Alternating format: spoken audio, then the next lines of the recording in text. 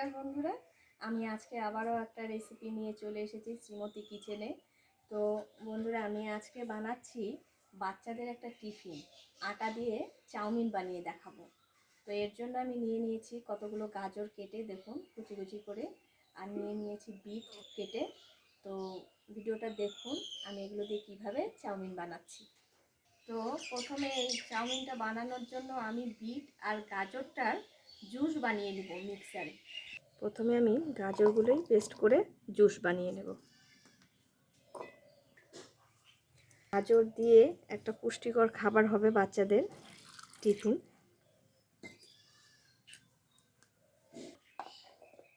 তো বন্ধুরা, এই যে আমি জুস করে নিয়ে চলে এসেছি। আমি এখন এগুলো দিয়ে আটা মেখে নেব। তো এই যে আমি এখন এই জুসটা দিয়ে আটাটুকু মেখে নেব। পরিমাণ মতো আপনারা আটা নিতে পারেন, কারণ যতটুকু করবেন অতটুকু আটাই নেবেন। তো হালকা একটু লবণ দিয়ে দিব পরিমাণ মতো।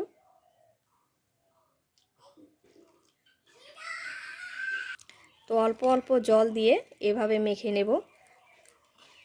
একবারে বেশি জল দিব না, তাহলে আবার বেশি নরম হয়ে যাবে। তো এই দেখুন, আমি একটা প্লাস্টিক নিয়ে নিয়েছি। তো এই প্লাস্টিকের আমি একটা ছোট্ট ছিদ্র করে দেব। তো আমি এই ক্যারি ব্যাগের ভেতরে এই আটাটা ঢুকিয়ে দেব।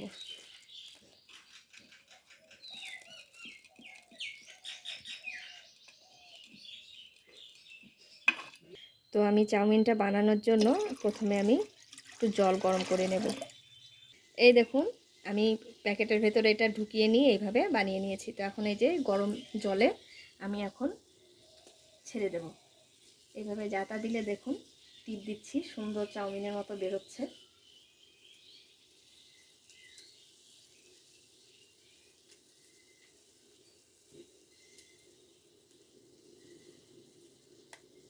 তো এখানে সামান্য সাদা তেল দিয়ে দিব। তেলটা দিয়ে দিলে একটা আরেকটার সাথে লেগে ধরবে না। এই দেখুন বন্ধুরা, কি সুন্দর চাউমিনের মতো হয়ে গেছে। আমি এগুলো এখন নামিয়ে নেব। তো আমি এখন বিটের জুসটা দিয়ে মেখে নেব।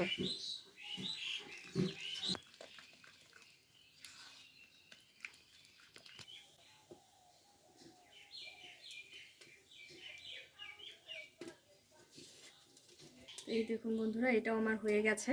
এটাও নামিয়ে নেব।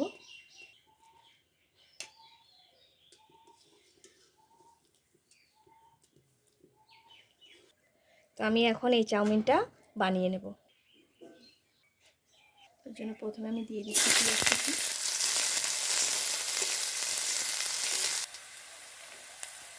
হলুদের গুঁড়ো, দিয়ে দিচ্ছি জিরে গুঁড়ো।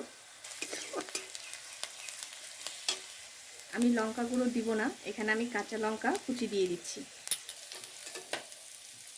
একটা ডিম ফাটিয়ে দেব।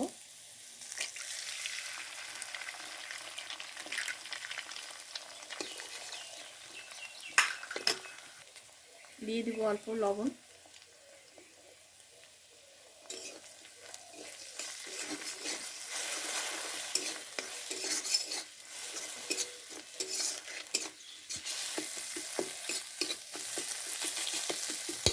এইভাবে মশলাগুলো আর ডিমটা ভালো করে ভেজে নিয়ে আমি এখন দিয়ে দেব চাউমিনগুলো। আমি এখন বানিয়ে রাখা চাউমিনগুলো দিয়ে দেব।